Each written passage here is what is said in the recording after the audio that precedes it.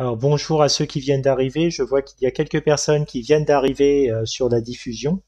Donc si vous êtes des élèves de quatrième et que par chance vous avez trouvé l'adresse de ce live alors que c'était une classe virtuelle du CNED qui était prévue, s'il vous plaît dites bonjour dans le chat, qu'au moins je sache qui a pu arriver à se connecter. Alors c'est vrai que je vous avais donné cette adresse en disant que c'était la solution de repli au cas où le CNED ne fonctionnait pas. Et il semblerait que j'ai eu raison. Le CNED a très bien fonctionné ce matin à 9 heures pour les sixièmes.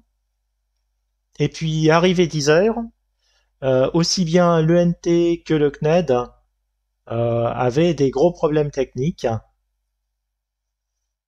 Et alors déjà, il était très difficile il était impossible de se connecter à l'ENT, donc retrouver l'adresse du,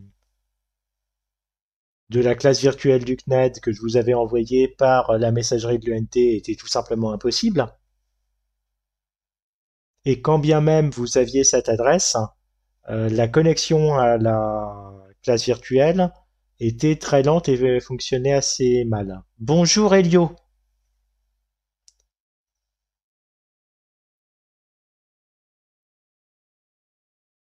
Rappelez-moi quand vous arrivez vos noms, vos prénoms, en quelle classe vous êtes. Cela me permettra de bien comprendre qui est là.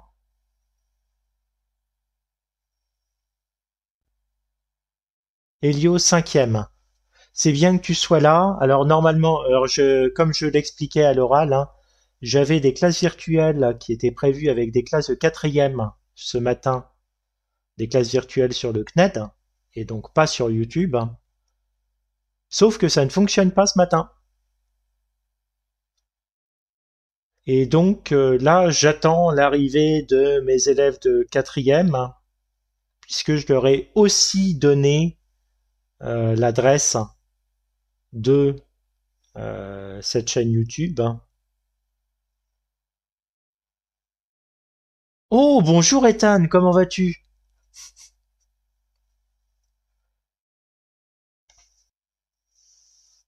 Le live était censé être mercredi et le live aura lieu mercredi pour les troisièmes et jeudi pour les cinquièmes. Sauf que voilà, là on a un problème, c'est que j'avais prévu des lives pour les cinquièmes et les troisièmes du collège Parc Fro et j'avais prévu des classes virtuelles du CNED pour les sixièmes et les quatrièmes de mes deux collèges. Vu qu'au collège d'Esbly, on m'a demandé de ne pas utiliser YouTube. Sauf que je vois que j'ai raison d'utiliser YouTube puisque les outils qu'on nous demande d'utiliser, eh bien en réalité, dès qu'il y a beaucoup de connexions, ils ne fonctionnent plus. L'ENT est saturé, oui je sais, et c'est justement le problème, c'est que par conséquent, les élèves qui voulaient se connecter à ma classe virtuelle ne peuvent pas le faire parce qu'ils n'ont pas le lien. Ils n'ont pas de lien parce que je leur ai envoyé par la messagerie de l'ENT, à laquelle ils ne peuvent pas accéder. Comment ça se passe au lycée, Ethan?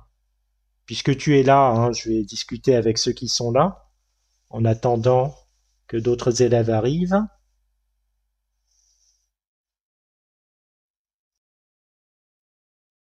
Alors, bonjour Scorpio18. Est-ce que tu peux, s'il te plaît, mettre ton nom et ton prénom dans le chat, et ainsi que ta classe, que je sache qui a réussi à se connecter?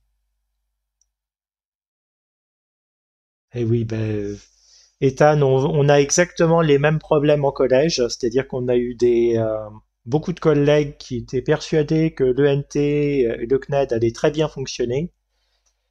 Même moi, j'étais assez confiant, puisque en fait l'année dernière, on a eu des bugs au tout début du confinement, et ensuite ça fonctionnait de nouveau bien.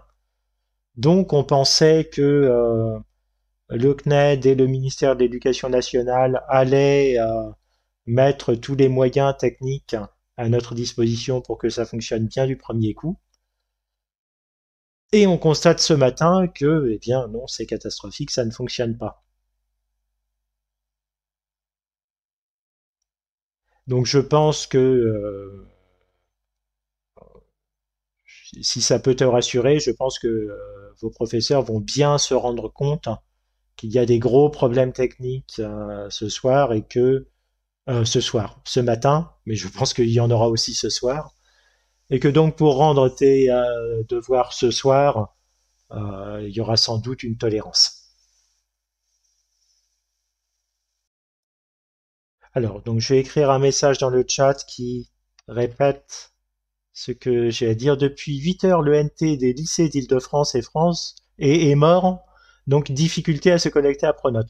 Oui, c'est pas que le NT des lycées, hein, c'est tous les ENT, au moins, d'après les échos que j'ai de mes collègues, tous les ENT de Seine-et-Marne et de Paris. Et donc probablement de toute la région parisienne, voire peut-être de toute la France. Donc voilà, pour le moment, le NT ne marche pas et le CNED ne marche pas très bien non plus. Donc on utilise des solutions de rechange qui ne sont pas conformes à la RGPD, mais tant pis.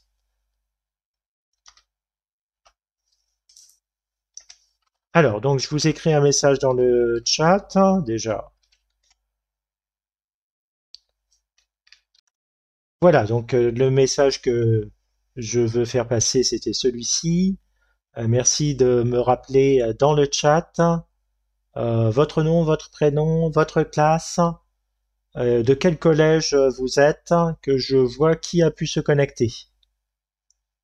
Alors, le live qui est prévu ce matin donc est totalement improvisé, il n'était absolument pas prévu d'en faire un. Normalement, c'était des classes virtuelles du CNED qui étaient prévues, sauf que personne n'arrive à s'y connecter.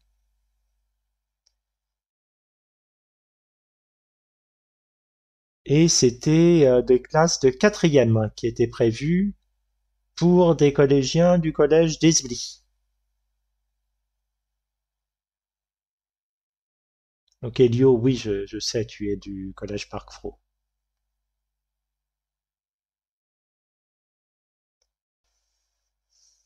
Le CNED est saturé, je ne sais pas si le CNED est saturé. Apparemment, ça fonctionne de mon côté. Par contre, je ne vois personne dans la salle d'attente. Bonjour, monsieur. Donc c'est Aroussia, 5e 5, donc 5e, donc j'imagine, c'est du collège Parc Fro.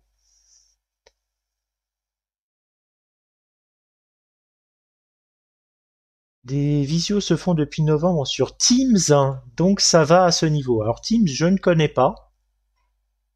C'est pas ce qu'on nous demande d'utiliser au collège, hein. On nous demande d'utiliser l'outil du CNED.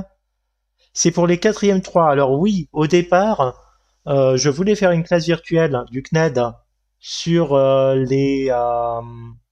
pour les quatrièmes 3 et normalement une autre ensuite pour les quatrièmes 6. Sauf que l'ENT est inaccessible, le CNED est inaccessible, ou du moins il semble difficile d'y accéder. Et donc j'ai commencé ce chat. Bonjour Louane. Alors je réécris le message important dans le chat. Voilà. Merci quand vous arrivez d'indiquer dans le chat bonjour Binta, d'indiquer dans le chat votre nom, votre prénom, votre classe et de quel collège vous êtes. Apparemment, oui, on est 16. Je voudrais savoir si c'est normal que je ne peux pas me connecter à mon compte et celui de mes frères et sœurs. Alors, si tu parles des comptes de l'ENT, je dirais pas que c'est normal, mais en tout cas, t'es pas le seul. Il y a exactement le même problème pour tout le monde. Moi-même, je ne peux pas ouvrir l'ENT en ce moment. L'ENT ne marche pas, il est en panne ce matin. Donc, alors Pronote marche apparemment. Bon, mais en même temps, au collège Louis Braille à Esbly, on n'a pas Pronote. On a le NT qui ne marche pas. Donc Eva Ramos, Louis Braille, bonjour Eva, bonjour Evan. Alors on dit bonjour, on dit pas wesh hein, quand on arrive. Alors je sais que YouTube c'est une ambiance un petit peu plus détendue que le collège. Alors bonjour Eva, bonjour Julie.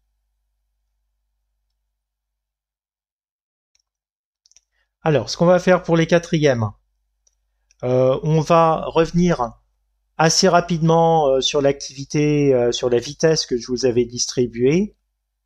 Le cours sera fini à 11 heures, oui. Alors normalement, oui pardon. Normalement, le cours des quatrièmes 3 était fini à 11 heures. Si vous aviez une autre classe virtuelle sur le CNED et que vous avez le lien, je vous conseille d'essayer de vous y connecter. A priori, le CNED fonctionne. Le CNED fonctionne. Simplement, ce qui ne fonctionne pas, c'est l'ENT. Donc peut-être que vous n'avez pas les liens pour vos classes virtuelles. Ceci dit, le site du CNED fonctionne. Ce qui fonctionne pas, c'est l'ENT. Par contre, pour les quatrièmes 6, on était censé commencer à 11 heures et terminer à midi. Donc, puisque vous êtes là, on va faire le live pour les quatrièmes 6 et normalement, il sera en rediffusion sur ma chaîne. Peut-être que je vais le découper ou si vraiment on n'arrive pas à faire quelque chose de correct, je ne le mettrai pas, je ne le mettrai pas en rediffusion. Mais a priori, il sera disponible en rediffusion sur la chaîne. Alors, euh, autre chose qu'il va falloir faire pour les quatrièmes, donc on n'avait pas prévu d'utiliser YouTube, donc il va falloir d'abord qu'on désigne un modérateur pour les lives de quatrième, puisque sinon, ça va être le bazar. Alors, qui est-ce qu'on va mettre en modérateur? Quelqu'un qui a pas dit de bêtises dans le chat et qui jusqu'ici a respecté les règles.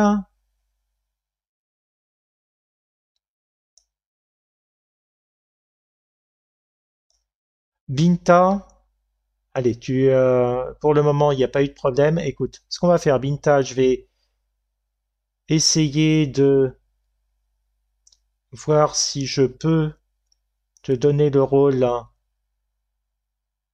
de modérateur. Alors, il va falloir... Voilà. Binta, tu vas avoir le rôle de modérateur. Alors, ce qu'il faut que tu fasses, donc tout le monde a le droit d'être là. Simplement, si tu vois qu'il y en a qui ont un comportement qui est n'importe quoi dans le chat. Alors, je précise que c'est n'importe quoi.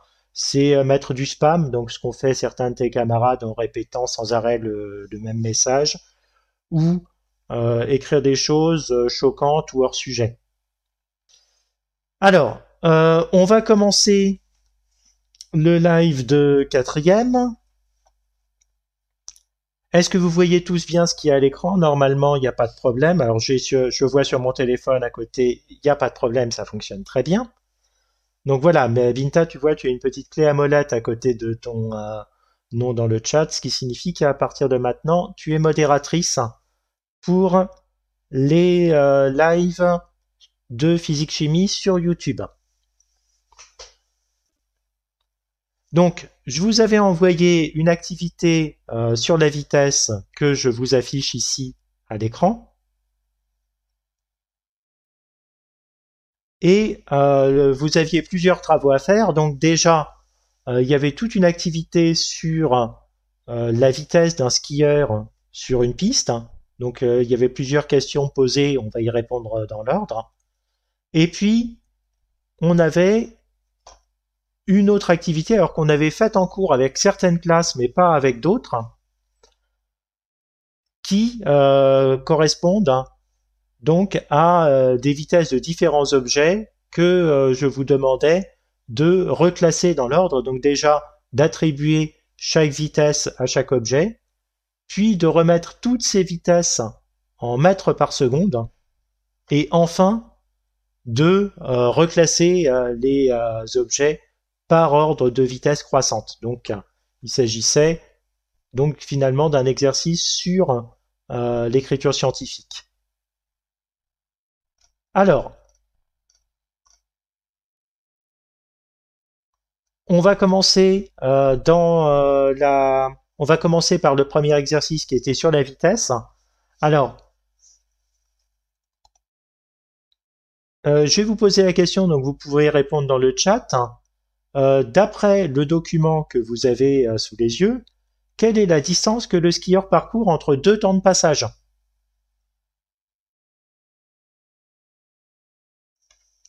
Donc là, vous avez un document, donc je vous le lis, chronométrage à l'entraînement. Lors d'un entraînement, le skieur part du haut de la piste d'élan. Donc c'est un skieur de vitesse qui descend sur une piste qui est très très très pentue.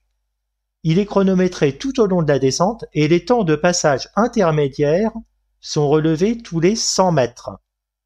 Donc entre deux temps de passage, quelle est la distance qu'il parcourt?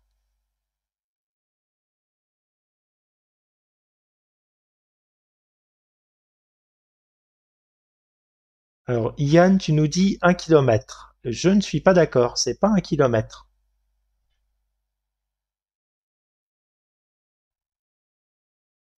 Alors, 200 mètres, non. Entre chaque temps de passage, c'est écrit très clairement dans le texte, hein, les temps de passage sont relevés tous les 100 mètres, donc entre deux temps de passage. Oui, voilà. C'est ça. Alors, Scorpio 18, rappelle-moi juste tu l'as écrit tout à l'heure, qui tu étais, mais je n'ai pas retenu. Mais tu as raison, c'est bien 100 mètres sur chaque temps de passage. Donc la distance que le skieur parcourt sur la portion A, c'est 100 mètres. Sur la portion B aussi, ça va être 100 mètres. Sur la portion C, 100 mètres, et ainsi de suite. Ensuite, on vous demande combien de temps met le skieur pour parcourir la portion A de la piste. Alors, s'il vous plaît, quel est le temps que met le skieur pour parcourir la portion A?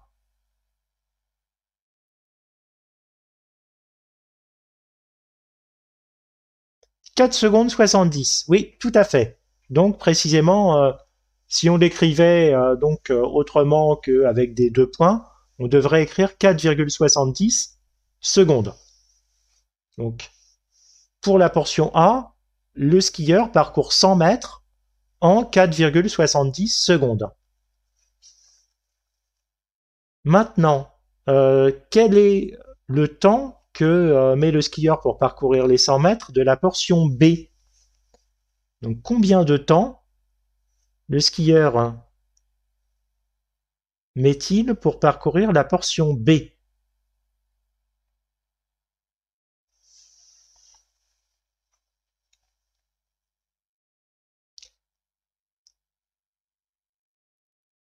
Alors je lis 2 minutes, c'est pas très très précis.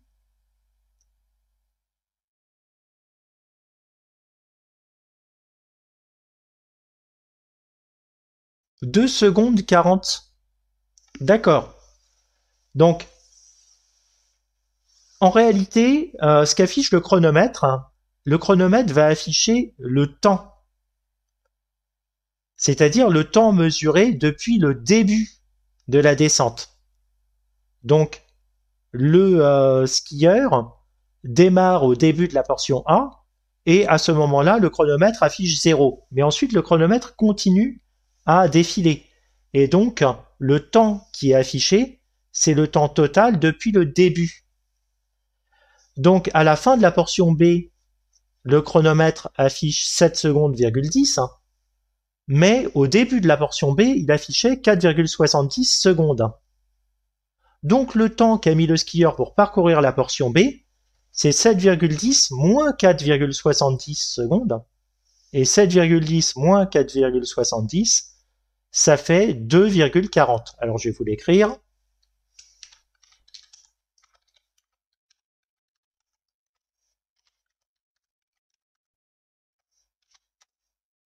Voilà.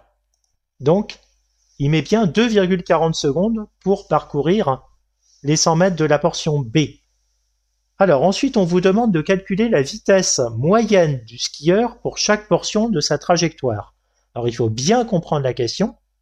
Ce qu'on vous demande, c'est de calculer la vitesse du skieur sur chaque portion. Alors, les 4e 3, on doit partir ou pas. Si jamais vous avez une autre classe virtuelle qui est prévue en ce moment, oui, allez dans votre classe virtuelle.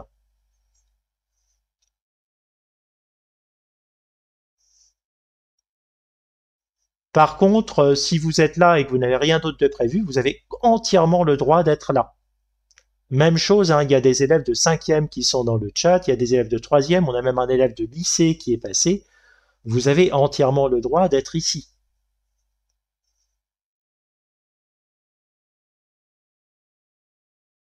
Donc, comment feriez-vous pour calculer la vitesse du skieur sur la portion A?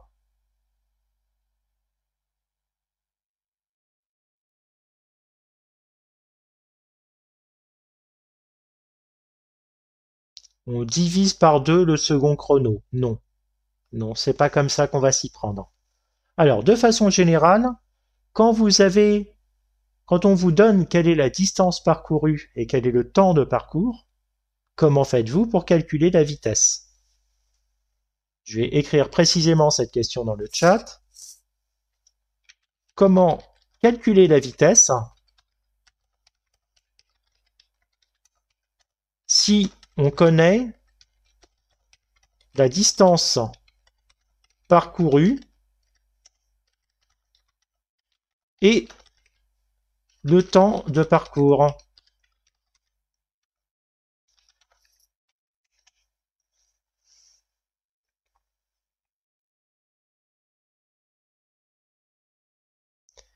Alors, Dudul, je suis complètement d'accord qu'il y a plein de défauts à faire un cours sur YouTube. Sauf que ce matin, l'ENT ne marche pas et le CNED est inaccessible pour la plupart des élèves. Donc, c'est la solution que je choisis par défaut. Après, si tout le monde peut me trouver, ben écoute, moi j'ai choisi d'être sur YouTube. Donc, en même temps, ça me dérange pas si tout le monde peut me trouver. Le temps de parcours divisé par la vitesse. Ben non, Elio, puisque ce qu'on cherche, c'est la vitesse. Donc moi, ma question, c'est comment calculer la vitesse, sachant que vous connaissez la distance parcourue, c'est 100 mètres, et vous connaissez le temps de parcours, c'est 4,70 secondes. Comment calcule-t-on la vitesse?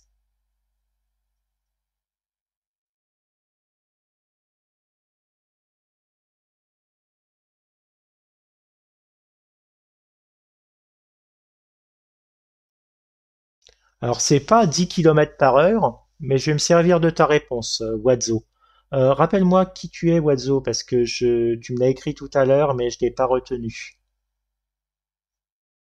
Alors je vais me servir de ta réponse. Alors c'est pas 10 km par heure, hein.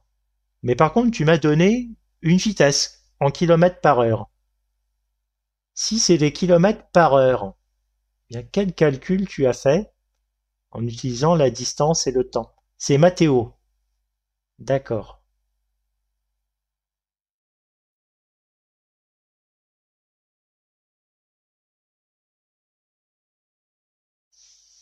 Donc ce que je recherche,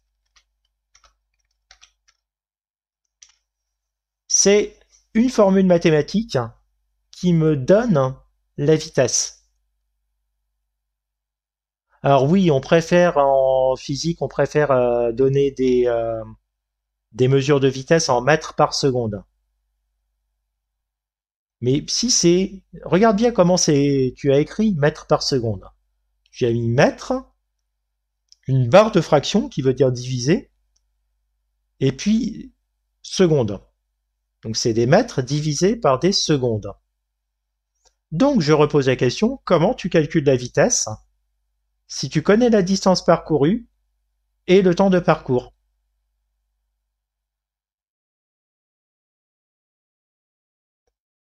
V égale distance fois temps. Mais si c'était ça serait pas en mètres par seconde, ça serait pas des m sur s, ça serait des m fois s. Distance divisée par le temps, très bien. C'est ça. C'est ça, Mathéo. Donc, ce qu'il faut faire, la formule à appliquer, c'est V égale D divisé par T. Donc la vitesse, c'est la distance divisée par le temps. Alors, du coup, ce qu'il va falloir faire pour le premier temps de passage, donc sur la portion A, la vitesse, c'est égal à 100 mètres divisé par 4,70 secondes.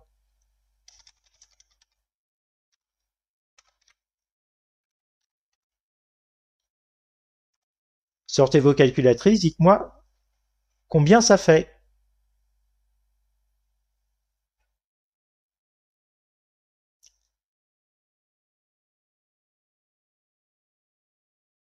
Donc 100 divisé par 4,70, on devrait trouver voilà 21,28. Alors je vais prendre une calculatrice ici.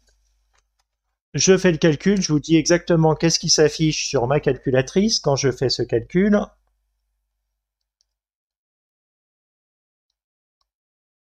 Alors ma calculatrice m'affiche 21,2765 et puis plein d'autres chiffres derrière. Donc sur la portion A, on a bien une vitesse qui est de 21,28 mètres par seconde. Alors, Elio, tu me dis que tu as 21,27. Alors, précisément, ma calculatrice affiche, je vais vous copier exactement les chiffres que m'affiche ma calculatrice et puis je vais expliquer après comment on fait lorsque la calculatrice affiche beaucoup de chiffres. Donc, ma calculatrice affiche tous ces chiffres-là. 21,27669557447. Alors, ça fait plein de chiffres. Seulement, ce qu'il faut bien comprendre, c'est que on a un chronomètre. Regardez bien l'affichage du chronomètre ici. Il y a 4 chiffres qui ont été utilisés en tout. Donc, on ne va pas donner des vitesses avec une précision de plus que 4 chiffres. Ça n'aurait aucun sens. Donc, ce que l'on fait, c'est qu'on va garder seulement 4 chiffres en tout. Donc, le 2, le 1, le 2 et puis le 7.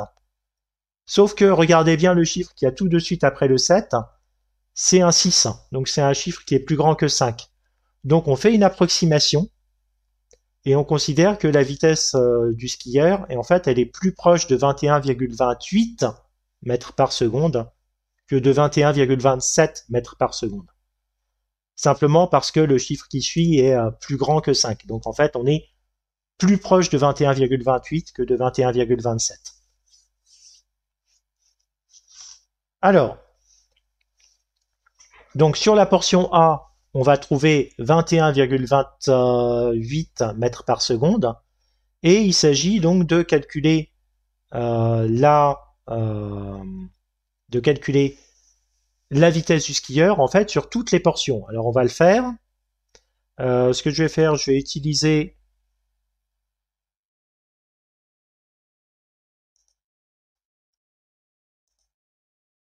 voilà, je vais utiliser un nouveau tableau.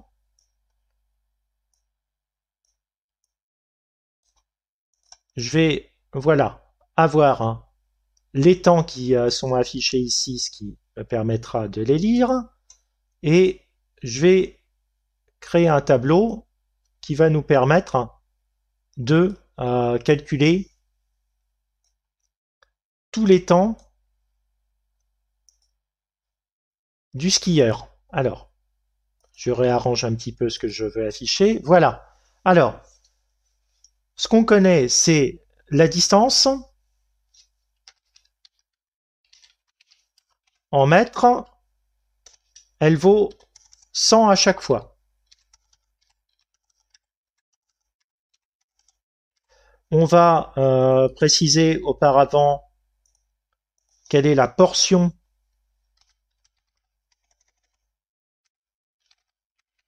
de la piste qui nous intéresse. Donc sur la portion A, c'est 100 mètres, sur la portion B, c'est 100 mètres, et ainsi de suite. Sur chaque portion, à chaque fois, la distance parcourue est de 100 mètres. Le temps de parcours, ou plutôt le temps affiché donc je vais l'appeler le temps chrono, donc le temps affiché par le chronomètre. Je vais simplement recopier les valeurs qui sont là-haut. Donc c'est d'abord 0 seconde, 0 seconde, donc 0,0 seconde, puis 4,70, pardon, 4,70 secondes, puis 7,10 secondes, 9,30, pardon, excusez-moi, non. Là, ce que je vais écrire ici, ça va être le temps à la fin de chaque... Donc, au début de la portion A, c'est 0, mais à la fin de la portion A, c'est 4,7 secondes, 7,10 secondes ensuite, 9,30 secondes ensuite, et 11,10 secondes à la fin de la portion B, et 12,70 secondes à la fin de la portion E. Est-ce que vous comprenez bien ce que je suis en train de faire? Là, en réalité, je suis en train de remplir un tableau avec toutes les valeurs dont je vais avoir besoin.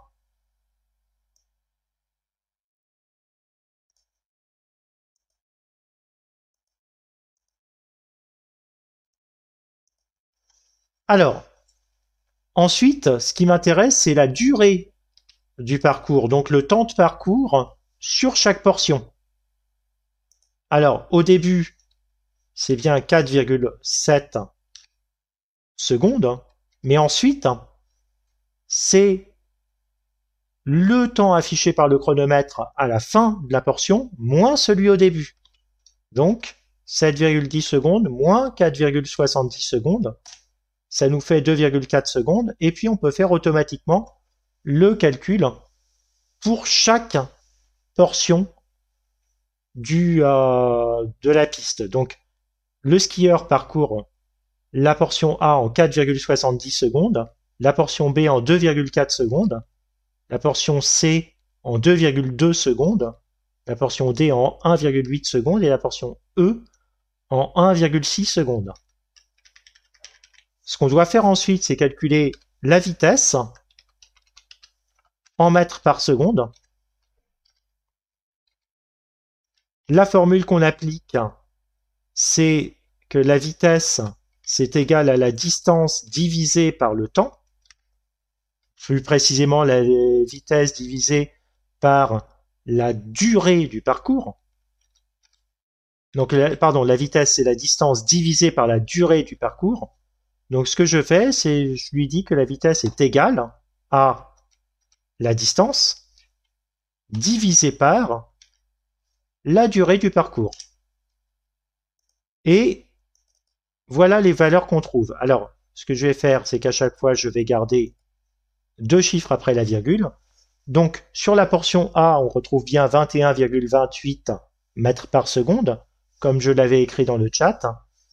Et puis, on constate ensuite qu'il va à 41 mètres par seconde, presque 42 mètres par seconde sur la portion B, 45 mètres par seconde sur la portion C, 56 mètres par seconde sur la portion D et 62,5 mètres par seconde sur la portion E. Alors, du coup, qu'est-ce que vous constatez? Qu'est-ce qui arrive aux skieurs sur cette piste?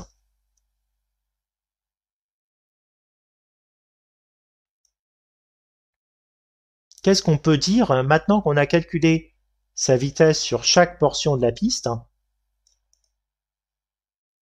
Donc je vous réaffiche ces vitesses.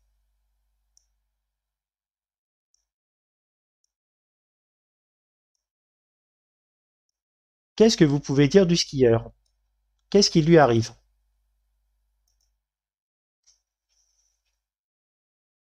Donc là, il s'agit juste d'observer les résultats du calcul et d'expliquer qu'est-ce qui s'est passé pour le skieur.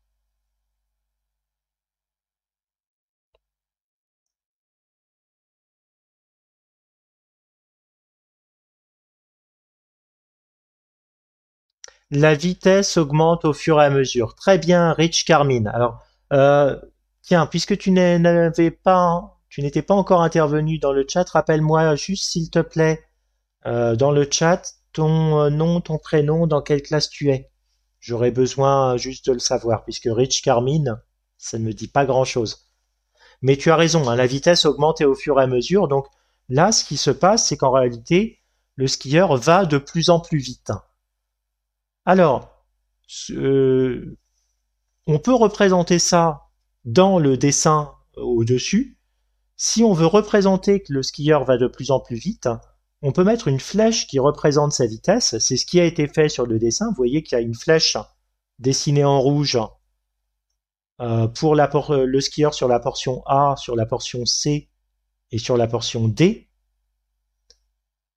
Et vous constatez donc que on a mis des flèches qui sont de plus en plus grandes.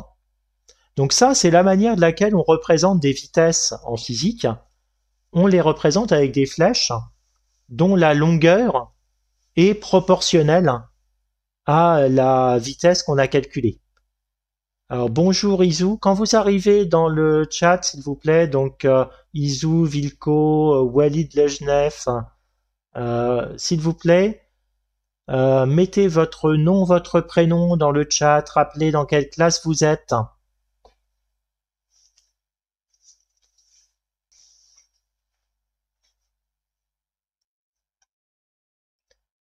Alors donc, la manière de laquelle en physique on représente une vitesse, c'est avec une flèche dont la longueur va être proportionnelle à la valeur de la vitesse. Mais en fait, une flèche, c'est quelque chose qui est bien plus intéressant que juste un segment d'une certaine longueur, parce que ça peut indiquer plein d'autres choses que la valeur de la vitesse.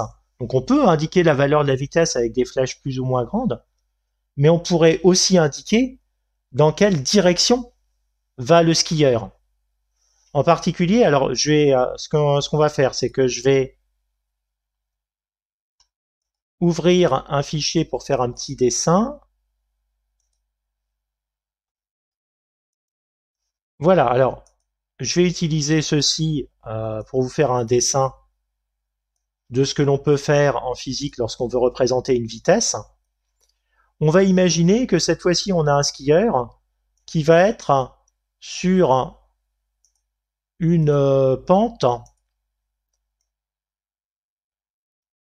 parfois très pentue, parfois pas du tout, et puis parfois qui remonte. Donc on va avoir un skieur qui va descendre cette pente-là. Ce qui va se passer, c'est que quand il va démarrer, il va avoir une petite vitesse qu'on pourrait représenter par une flèche comme ceci. Et puis, il va accélérer. Donc au bout d'un moment, il va avoir une très grande vitesse, comme ceci. Alors, juste les outils, voilà la gomme. Je vais effacer ces deux points rouges.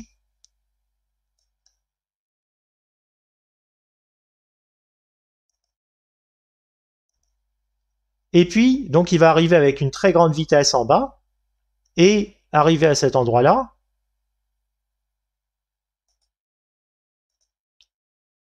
il va donc garder une assez grande vitesse, mais qu'est-ce qui va changer pour lui? Quelle différence vous voyez entre les deux flèches que j'ai faites ici et ici?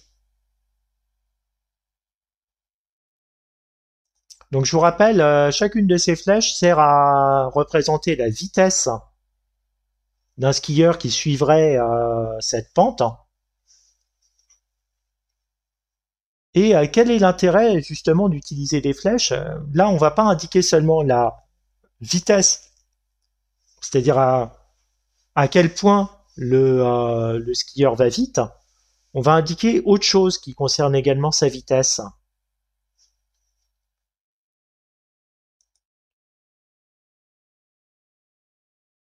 Alors comment on représente les vecteurs vitesse? Oui, mais là, on est encore au niveau collège, justement. On essaye d'expliquer avec nos propres mots. Alors le mot de vecteur, on l'a pas encore vu.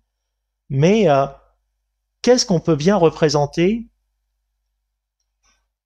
avec cette flèche qui nous dit un petit peu plus que juste l'allure du skieur.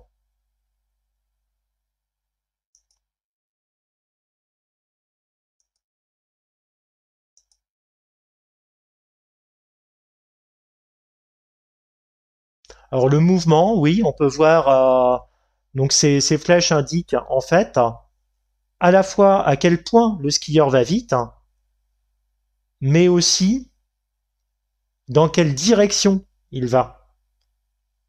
Donc, dans quelle direction et même dans quel sens. C'est-à-dire que là, notre skieur va ralentir, et puis s'il a vraiment ralenti, peut-être qu'arrivé en haut de la piste, eh bien, il va pas arriver à passer plus loin et il va repartir en arrière.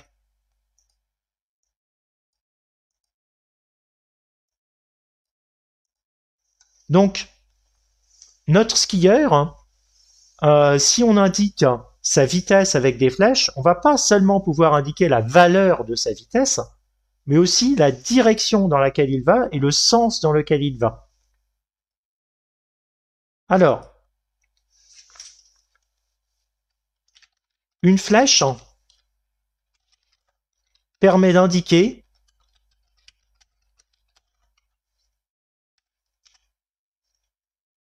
premièrement la valeur de la vitesse, mais aussi sa direction et son sens. Donc finalement, en physique, lorsqu'on parlera de vitesse, ça ne sera pas seulement quelque chose qu'on calcule en divisant la distance par le temps de parcours, ça va être aussi la direction et le sens. Donc, il va falloir s'habituer à ce qu'en physique, on utilise le mot vitesse pour désigner deux choses différentes. Parfois, ça sera juste la valeur de la vitesse, mais parfois, ça sera une idée qui voudra dire à la fois une valeur, une direction et un sens. Alors, ce qu'on va faire pour la suite du cours, je vais vous mettre, alors dès que le NT fonctionnera à nouveau, je mettrai donc sur le NT le cours qui correspond à ce qu'on a fait aujourd'hui, ainsi que la correction de l'activité.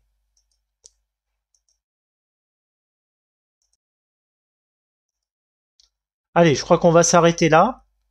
Je vous mettrai, dès que le NT refonctionnera, je vous mettrai sur le NT les cours qui correspondent à ce qu'on a expliqué aujourd'hui, ainsi que la correction complète de l'activité. D'ici là, portez-vous bien. J'espère que donc les prochaines classes virtuelles fonctionneront mieux. Alors, c'est très souvent, ça a été le cas aussi l'année dernière, que la première classe virtuelle, il y a quelques-uns qui arrivent pour faire des bêtises. Bon, assez vite, ça les ennuie et ils reviennent plus. Donc, on va s'arrêter là. Je vous dis à bientôt et donc portez-vous bien. Bonnes vacances pour ceux que je ne reverrai pas avant la fin des vacances. Et donc le reste du travail à faire, je vous le mettrai sur le NT. A priori, je ne demande pas de travail à rendre pendant cette période. Et je vous dis donc à bientôt, en espérant qu'on pourra travailler dans des meilleures conditions. Au revoir.